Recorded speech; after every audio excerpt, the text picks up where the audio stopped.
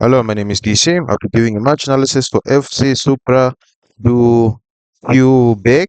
I hope I pronounced that correctly. Versus Inter Toronto. Let me just get that there. Let's go. Let's start off with not first, but let's just go through, the moments. All right, so this is a chance. This is a very bad touch because it just goes out. Let's just go through this. All right. I'm assuming he's seen there's a player here. All right, so what would have done instead of trying to pause things? Play it first time to his teammates, probably take it to his goalkeeper. That's if you want to play it completely safe. Now, if you're going to go and have a touch, you have to either you have to be most likely protecting the ball, obviously, right? So you have to have the ball in between, you have to have you in between the ball and the man. So if possible, you can touch there, or if possible, you can be a bit cheeky and go there. There's a bit of space, you can take advantage of that. But now, this is a very bad touch. Boom. Have you seen it's going away from him? He's running to get back to the touch, and then he's not even protected. He protected the ball from the opponent properly because the opponent can just go, and then he just gets it, and then he slips. All right, so this is where it does get a bit frustrating, right? Good play the ball here, easy. But you know what? He takes another touch.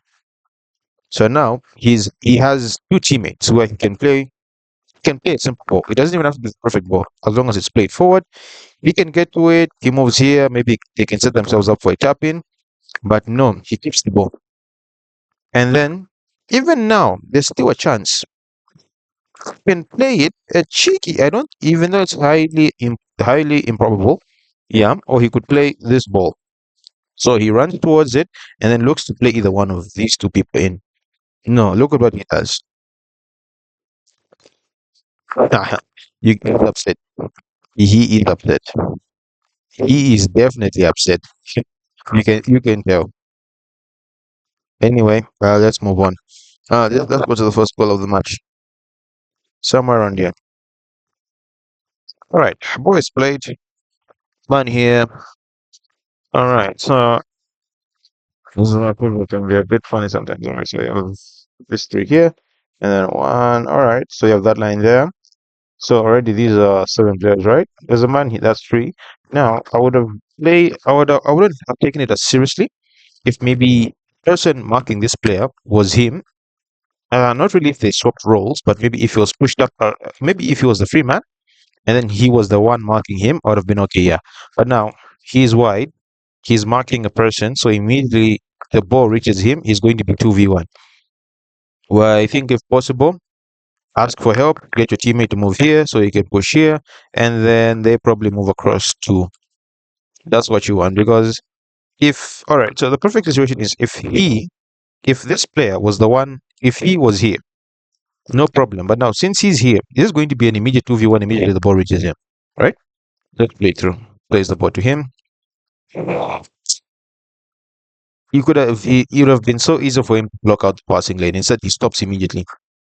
He could have easily pressured him to probably take the ball back, but he just stops because he comes in with a good intention, but just with bad execution. So he stops immediately, as you can see. He gives him the angle. He's just telling him pass this way. That's why football can be so frustrating. Can be very frustrating. All right, so now everyone's running back.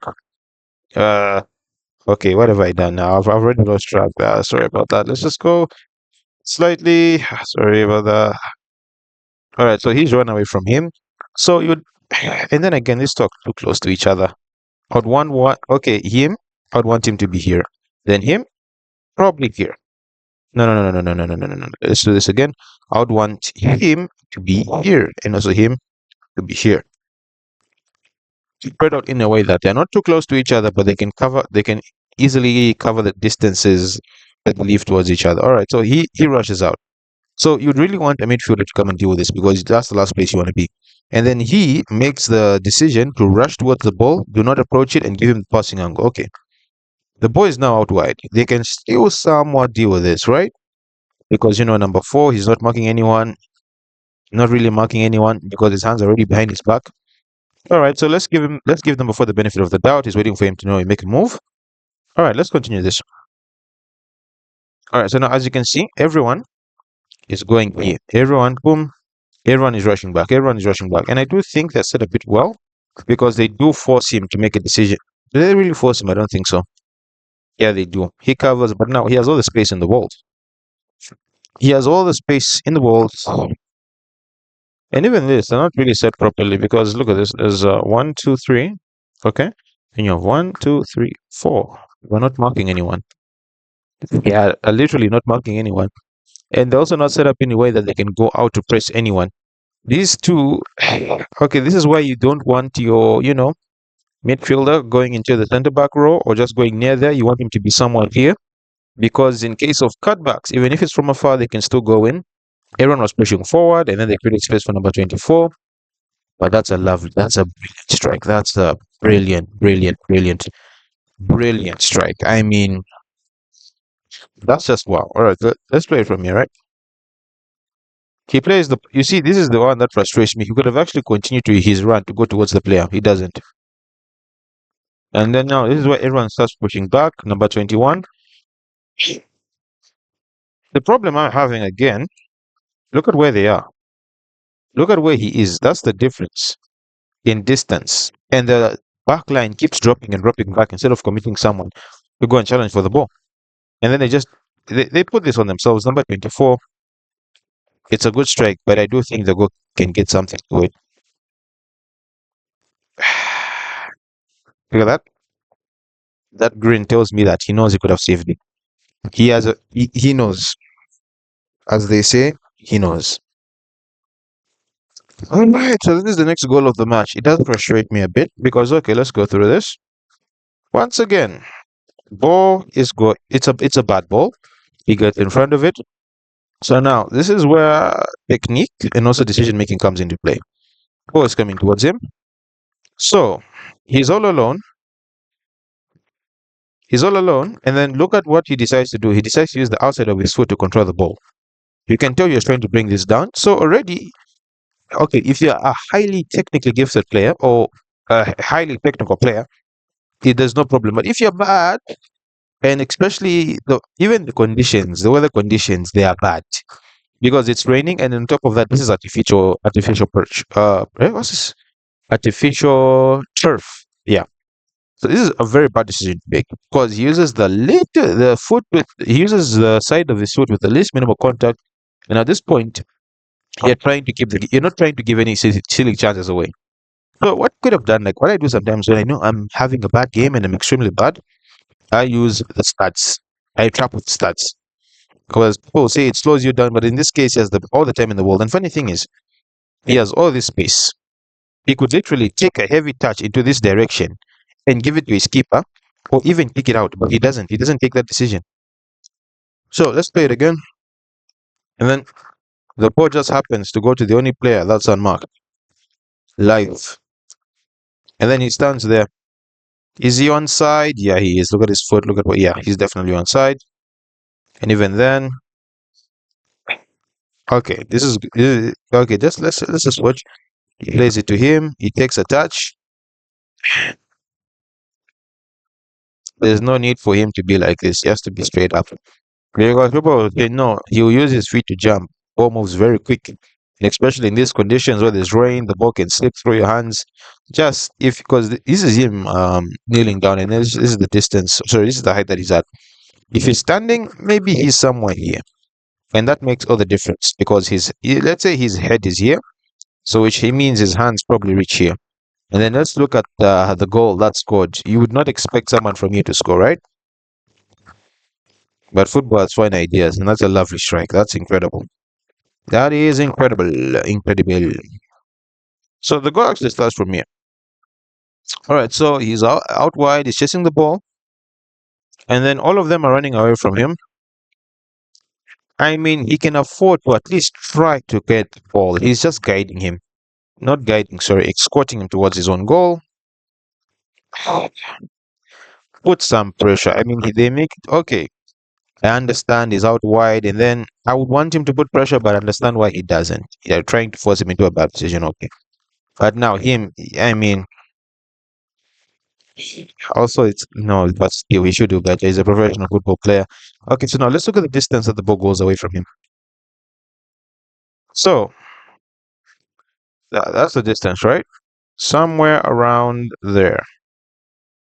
Huh? So now imagine if he took his touch here, he would be in complete safety because there's no opposition player here, and then he has that's just bad decision making.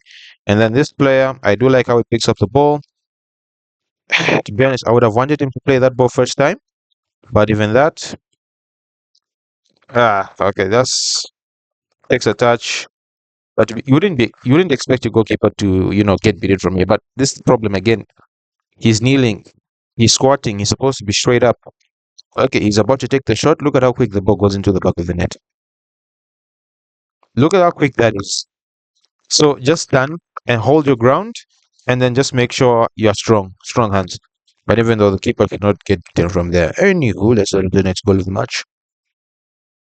Somewhere around here. Man with the ball, no pressure on the ball, no pressure whatsoever. They allow him to play this ball.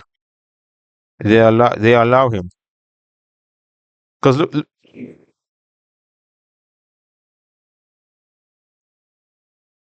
look at all the space he has. Look, they're just surrounding him.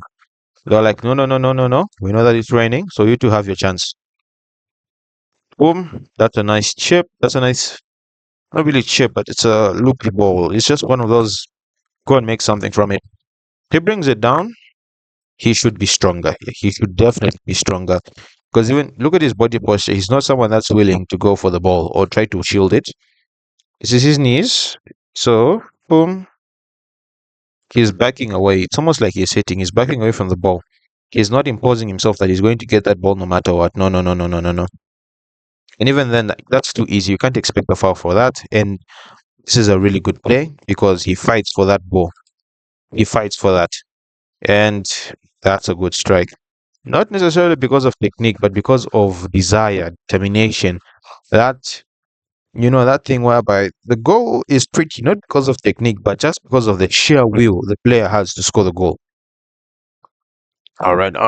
Let's see that other angle because, funny enough, this could have been an easily avoidable goal.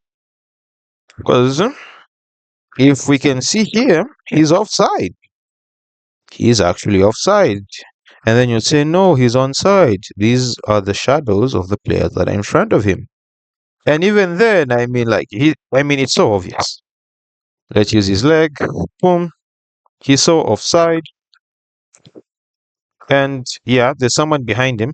And funny enough, he's probably the one in the best position here, if I'm to be honest. The striker, he's doing well. He's keeping the player occupied. But even though he's still offside. Now you see the difference? So someone here.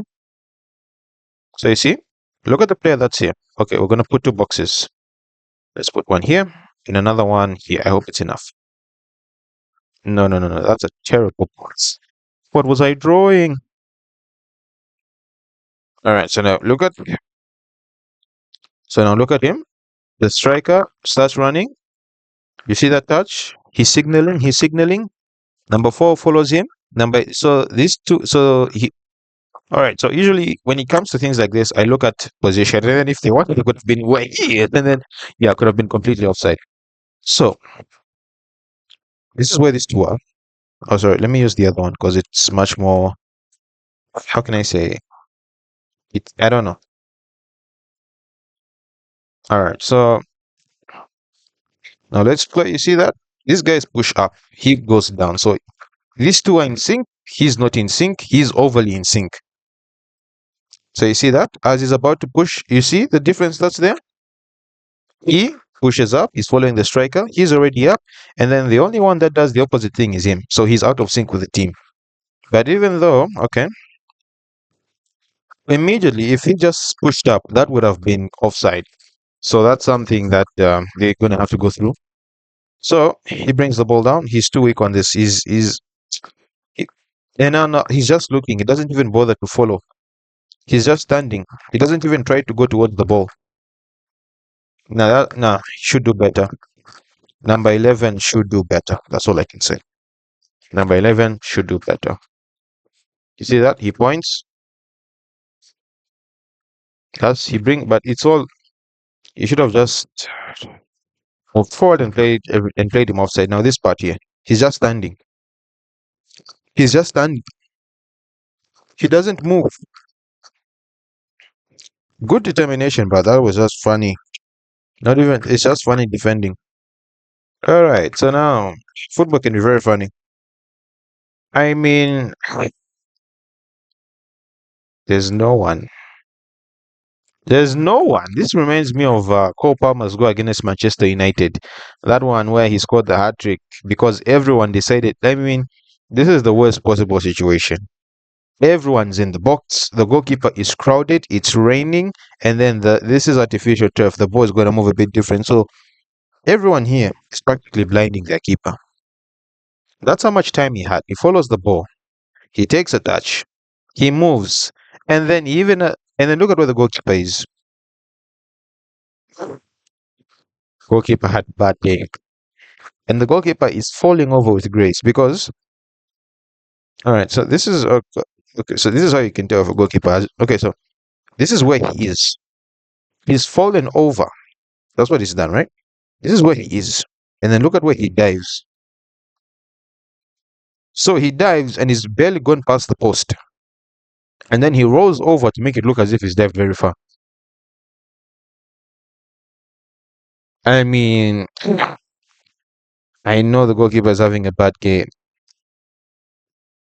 I mean, this is just bad. Maybe we can move it back a bit.